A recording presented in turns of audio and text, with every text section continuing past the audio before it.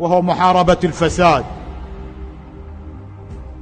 فعلنا ما نستطيع أمام الله، أمام ضمائرنا، أمام أنفسنا.